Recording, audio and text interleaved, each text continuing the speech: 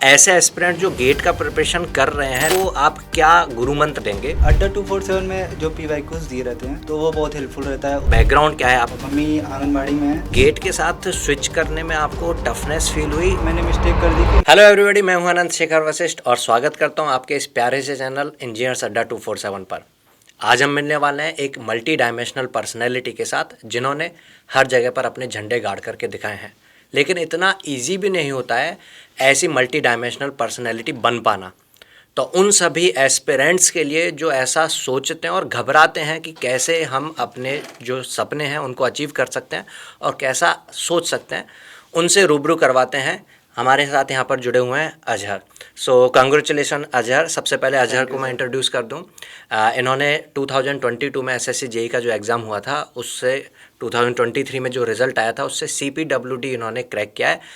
Rank आपका कितना रहा Azhar? 144। Congratulation Azhar. Thank you sir. तो उसके साथ साथ जो बहुत सारी चीज़ें जो यहाँ जानना ज़रूरी है वो ये जानना ज़रूरी है कि आप एसएससी जेई को ही टारगेट करके चल रहे थे या क्या था? तो सबसे पहले तो आपका बैकग्राउंड क्या है? आपने डिप्लोमा किया, बीटेक किया, क्या किस तरह से? एक बार थोड़ा सा बताएंगे। सर मैंने बीटेक किया है United college of engineering and research Allahabad में है। और सर मैंने 4th ईयर में ही डिसाइड कर लिया था मुझे गेट करना है। तो मैंने गेट के लिए प्रिपरेशन शुरू कर दी सर। तो फाइनल ईयर में सर गेट के लिए अच्छे प्रिपरेशन के बाद सर मेरी रैंक आई 1000 के करीब। तो मुझे कई सारे कॉल आए एमटेक के लिए, पर फिर उसके बाद क्या हुआ सर, प्रिपरेशन कंटिन्यू रखा हमने। फिर इंजीनियरिंग सर्विस की तरफ मैंने आया।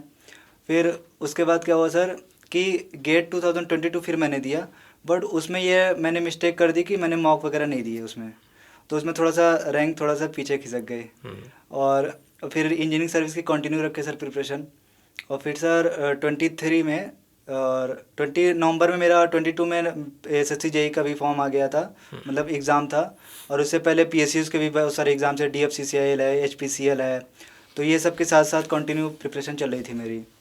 और फिर सर प्री हो गया, ESE प्री भी हो गया मेरा। और इस बार भी गेट में मेरी 700 रैंक आई है और एसएससी जेई भी मेरा हो गया सर। तो ये सबके स्विच साथ। मतलब मुझे थोड़ा सा ये जानना था कि इन जैसे गेट का थोड़ा सा अलग तरीके का एग्ज़ाम पैटर्न होता है। जी सर। हाँ, ESE के लिए हम कह सकते हैं कि एसएससी जेई का जो प्रिपरेशन कर रहा है उसको ESE के क्वेश्चंस लगाने चाहिए, लेकिन ये गेट के साथ स्विच करने में आपको टफनेस फील हुई? जो भी वो एस्पिरेंट्स हों जो अब इस बार गेट का एग्ज़ाम दे रहे हैं या इन फ्यूचर में भी आप को देख रहे होंगे यहाँ पर इस वीडियो में, तो वो एस्पिरेंट्स जो गेट में या तो जो चाहते हैं वो सक्सेस नहीं पा पाते हैं, जो उनको चाहिए वो नहीं कर पाते हैं, तो लेकिन और एट द एंड सबको चाहिए गवर्नमेंट जॉब। गेट से भी आप ये चाहेंगे कि PSU मिल जाए या इंजीनियरिंग सर्विस एग्जामिनेशन से एक ग्रेड A की पोस्ट मिल जाए, तो सब चाहते तो यही हैं। तो ऐसे एस्पिरेंट जो गेट का प्रिपरेशन कर रहे हैं लेकिन वहाँ उतना सक्सेसफुल नहीं हो पाते हैं, उनको आप क्या गुरु मंत्र ऐसा देंगे कि SSC जेई का एग्ज़ाम में और वो आपकी तरह से सक्सेसफुल हो जाएं? सर अगर वो अभी ड्यूरिंग बीटेक कर रहा है, अभी फाइन पास आउट नहीं हुआ है, तो मैं ये सजेस्ट करूँगा तो टेक्स्ट बुक जो भी मिलती है वो जो सिलेबस में रहता है, जो भी बीटेक के सिलेबस में रहता है, तो टेक्स्ट बुक को अच्छे से पढ़िए। मतलब बुक्स जो टेक्स्ट बुक्स हैं उनको अच्छे से डीप में पढ़ें। और उसके साथ ही साथ गेट के पीवाईक्यूज और एसएससी जेई या ESE के पीवाईक्यूज भी लगाते रहिए। जैसे मेरा क्या था ना, टेक्स्ट बुक पे मेरा ज़्यादा फोकस था और मेरा गेट का कंसेप्ट भी उससे बिल्डअप हो रहा था, क्योंकि गेट का ओरिएंटेड मेरा पूरा पीवाईक्यू था उस पर। और साथ ही साथ जो मल्टी डायमेंशनल चीज़ें टेक्स्ट बुक में ना, वो थ्योरी पार्ट जो एसएससी में ज़्यादा पूछी जाती है वो मेरा कवर अप हो रहा था। तो मुझे इंजीनियरिंग सर्विस में बस पीवाईक्यू लगाना पड़ा, तो उसमें ज़्यादा हमको टफ नहीं लगा, हमको स्विच करने में आसानी हुई। अगर आप टाइम है आपके पास तो टेक्स्ट बुक पढ़िए, वो बेस्ट तरीका है। मतलब जो बुक्स हैं उन्हीं को डीप में जा करके पढ़िए, डीप में जा करके पढ़िए। और उसमें अगर शॉर्ट नोट्स पॉसिबल हो तो बना लीजिए। और अब तो ये हो गया है कि कई सारी PSUs भी अपना CBT लेने लगी है। तो क्या करिए आप कि जो रिसेंट के पेपर्स हैं उसको एक साइड में रख लीजिए। अगर कोई ऐप हो या टॉपिक वाइज सिग्रीगेट जहाँ पर हो वो एनालाइज करिए, और जो भी टॉपिक पढ़िए उससे मल्टी डायमेंशनल थोड़ा लगाइए क्वेश्चन। गेट की भी लगाइए, ESE की भी लगाइए। तो और ये SSC जेई या कुछ भी हो, तो आपकी कंप्लीट प्रिपरेशन रहेगी, कोई भी एग्ज़ाम आएगा आप क्रैक कर लेंगे। ये मतलब आप अपने इंटीग्रेटेड प्रिपरेशन अपना सब्जेक्ट पढ़िए और उस सब्जेक्ट से रिलेटेड जितने भी एग्जाम्स हैं उनके प्रीवियस ईयर क्वेश्चंस को आप सॉल्व कर लीजिए, सॉल्व करते रहिए, थोड़ा थोड़ा देखते रहिए क्या पैटर्न आ रहा है। भले आप क्वेश्चन सॉल्व ना करिए, पर आइडिया लग जाए कि हाँ इस टाइप का क्वेश्चन एसएससी जेईई पूछता है, तो उस तरीके से अपने नोट्स में ऐड कर लें कि ये चीज़ इंपॉर्टेंट है।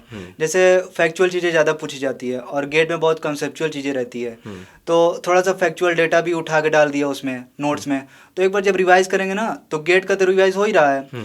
तो जैसे एसएससी जेईई भी दे रहे हैं तो गेट का ऑलरेडी रिवाइज है, और जो छोटा बुलेट पॉइंट का जो डेटा वगैरह वो पढ़ लिया तो हमारा एसएससी जेईई भी कंप्लीट हो गया। बिल्कुल बिल्कुल। तो इस तरीके से दोनों प्रिपरेशन चाहिए, इंटीग्रेटेड वे में चलिए आप। तो यहाँ पर मैं व्यूअर्स को ये बताना चाहूँगा, जैसा कि अजहर ने सजेस्ट किया, अड्डा 247 की ऐप पर बिल्कुल फ्री ऑफ कॉस्ट जो है टॉपिक्स जो हैं उनके क्वेश्चंस मिलते हैं, तो वो भी प्रैक्टिस करने के लिए हेल्पफुल हो जाता है। तो आपको अड्डा 247 के भी कंटेंट्स या यहाँ यूट्यूब पर जो सेशंस हुए हैं उनसे कुछ हेल्प मिला अपने इस प्रिपरेशन के लिए?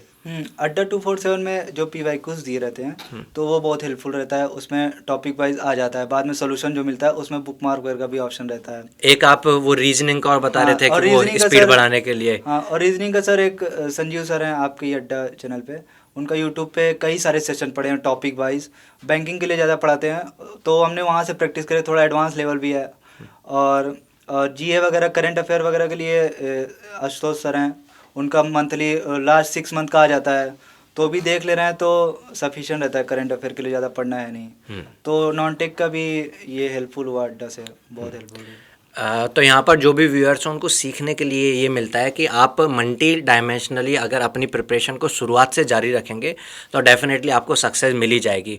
और वो कोई 1.5 महीने का 2 महीने का खेल नहीं होता है, उसके लिए टाइम रिक्वायर्ड होता है। तो टाइम आप ये मत सोचिए कि 2 महीने में हम सब कुछ कर लेंगे, कॉलेज टाइम को गोल्डन मानना चाहिए। हाँ, तो टाइम तो आप अगर अभी डिप्लोमा वाले स्टूडेंट्स भी हैं या बीटेक वाले स्टूडेंट्स भी हैं तो अपना साथ साथ में अपनी जो डिग्री या डिप्लोमा चल रही है उसके साथ साथ प्रिपरेशन करना स्टार्ट करें। अर्ली सक्सेस चाहिए ना सर, तो क्योंकि अभी बीटेक में अगर कुछ नहीं पढ़ते हम लोग, फिर उसके बाद फिर न्यू स्टार्ट हो जाता है, कोचिंग करेंगे, फिर 1 साल नोट्स बनाओ, फिर प्रैक्टिस करते करते 2 3 4 साल लगे रहना है।